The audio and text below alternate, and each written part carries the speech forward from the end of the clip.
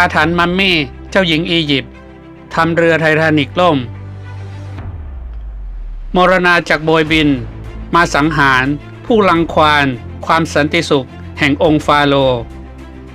ข้อความนี้เป็นคำสาปที่จารึกไว้ในสุสานของฟาโรห์ตุตันคาเมนแต่วันนี้เราจะมาดูอาถรรพ์ของมัมมี่เจ้าหญิงองค์หนึ่งของอียิปต์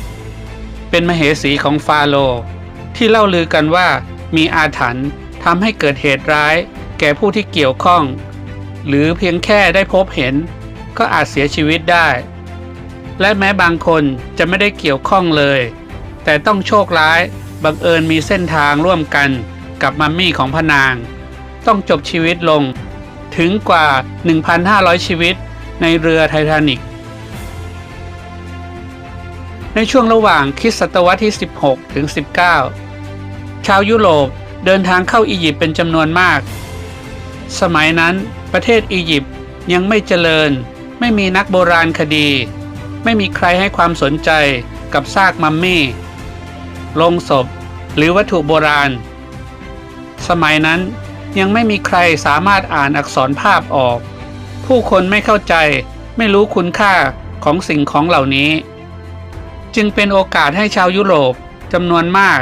ที่เดินทางเข้ามาทำการซื้อขนย้ายบรรดาวัตถุโบราณเหล่านี้ไปขายให้กับนายทุนในยุโรปกันอย่างเป็นล่ำเป็นสัน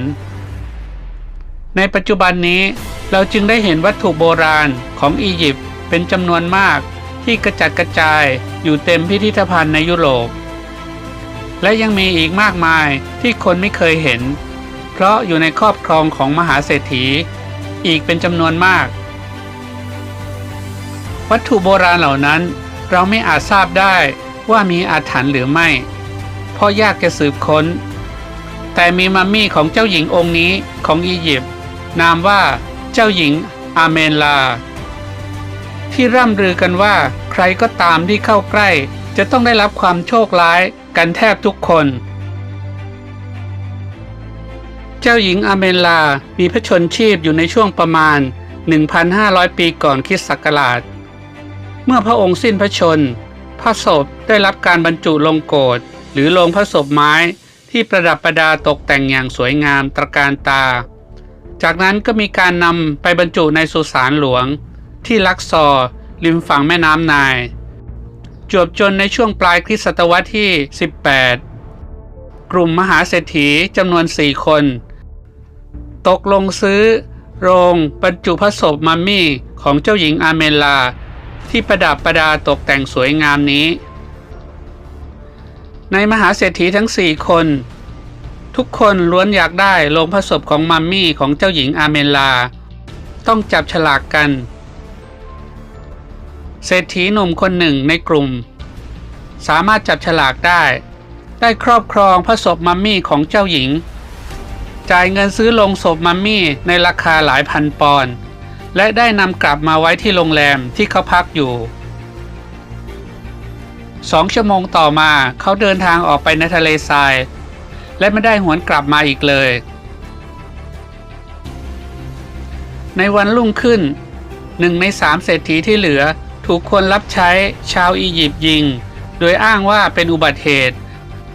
บาดแผลที่ถูกยิงตรงแขนข้างหนึ่งของเขาเป็นแผลร้ายแรงจนต้องตัดแขนทิ้งเศรษฐีหนุ่มคนที่ 3ได้รับข่าวร้ายธนาคารยึดเงินฝากของเขาไว้ทั้งหมดเพราะธนาคารที่เขาฝากเงินไว้ล้มละลายเศรษฐีคนสุดท้ายก็ต้องทนทุกข์ทรมานจากโรคร้ายและหมดเนื้อหมดตัวจนต้องออกมาขายไม้ขีดไฟตามท้องถนนอย่างไรก็ดีโลงพระศพได้ย้ายมาสู่ประเทศอังกฤษตามคำสั่งซื้อของนักธุรกิจชาวลอนดอนโดยระหว่างที่ขนส่งก็เกิดเหตุการณ์ประหลาดที่เป็นอุปสรรคตลอดเส้นทางมี3 คนที่ประสบอุบัติเหตุบนท้องถนนและบ้านถูกไฟไหม้นักธุรกิจผู้นั้นจึงตัดสินใจบริจาคโลงพระศพอาถรรพ์นี้แก่พิพิธภัณฑ์อังกฤษแต่ขณะที่ย้ายลงจากรถบรรทุกในบริเวณสนามของพิพิธภัณฑ์รถก็เกิดพลิกคว่ และพุ่งเข้าชนผู้คนบริเวณนั้นพอสิ้นความวุ่นวายเจ้าหน้าที่พิพิธภัณฑ์2 คนกำลังขนพระศพขึ้นบันไดนั้นคนหนึ่งเกิดพลาดตกลงมาขาหักส่วนอีกคนไม่เป็นอะไรแต่อีก2 วันต่อมาเขาก็กลับเสียชีวิตโดยไม่ทราบสาเหตุครั้นเมื่อพระศพมัมมี่เจ้าหญิงประทับในห้องแสดงอารยธรรมอียิปต์หายนะภัยที่แท้จริงก็เริ่มต้นขึ้นยามรักษาความปลอดภัยของพิพิธภัณฑ์ได้ยินเสียงกระทุ้งโลงอย่างรุนแรงและมีเสียงกุกกักปึงปังยามค่ำคืนโดยไร้สาเหตุยามคนหนึ่งได้ตายระหว่างรักษาการเป็นเหตุให้ยามคนอื่นๆอยากลาออกและแม้กระทั่งพนักงานทำความสะอาดก็ไม่อยากเข้าใกล้โลงพระศพ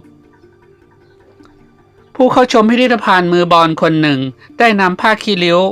วางปิดภาพบนใบหน้าโลงอย่างลบหลู่หลังจากนั้นลูกของหญิงผู้นั้นก็ตายด้วยโรคหัดท้ายที่สุดเจ้าหน้าที่พิพิธภัณฑ์ได้เคลื่อนย้ายพระศพมัมมี่ไปเก็บไว้ในห้องใต้ดินเพราะไม่ต้องการให้ใครโดนทำร้ายอีกแต่ในอาทิตย์เดียวกันนั้นเจ้าหน้าที่คนหนึ่งที่มีส่วนช่วยขนย้ายโลงพระศพก็เกิดล้มป่วยลงรวมทั้งผู้ดูแลการเคลื่อนย้ายก็เสียชีวิตคาโต๊ะทำงาน